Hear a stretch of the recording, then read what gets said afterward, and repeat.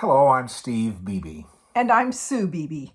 and we're speaking to you today to thank you for considering our book, Public Speaking Handbook. We know you have many fine choices as you consider a book for your students, so we thank you very much for considering our book. Steve and I met 50 years ago on the debate team at the University of Central Missouri. As debate colleagues, friends, and later life partners, we began talking in the very early days about the possibility of writing a public speaking textbook. It was something we felt we could do a really good job with and that really interested us. When we finally got the opportunity to write such a book, we were very excited. We decided that we would each come up with an outline, and so we began to do that. We divided into opposite corners of the house and worked independently on our outlines and then met at the kitchen table. My outline began with select and narrow a topic, the obvious first step of the public speaking process. And I thought the first chapter should be about audience analysis, since that's something you have to do early in the process as well.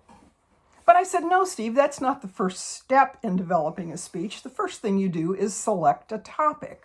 Yes, but you do that before you select a topic, you have to consider the audience.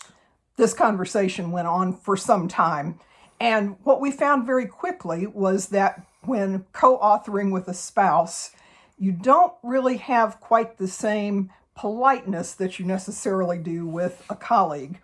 And things got a little frosty with both of us defending our positions.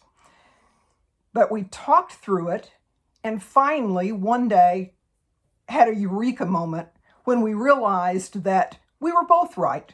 Consider the audience is the first thing you do as you prepare a speech, but it's really not a step in the process.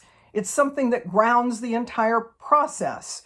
And at that point, we came up with the first design of what we called at that time our wheel model, our audience-centered public speaking model. So if you're interested in teaching students about inclusion and diversity, we think being audience-centered, building that into the book, is a way to do that. So we're very pleased, especially with this new edition of our handbook, where we have increased our discussion of inclusion and diversity, anchored in being audience-centered. The other thing we highly value is Pearson's use of Revel, the Revel edition of our book. I've used Revel and have great praise for Revel. And not only are you getting a fine Revel edition of the book, but you have all the resources and support of Pearson behind you. So we're very thankful for considering our book, Public Speaking Handbook. Thank you very much. And we know that Aristotle was right. The speech depends on the audience. Thank you. Thank you very much.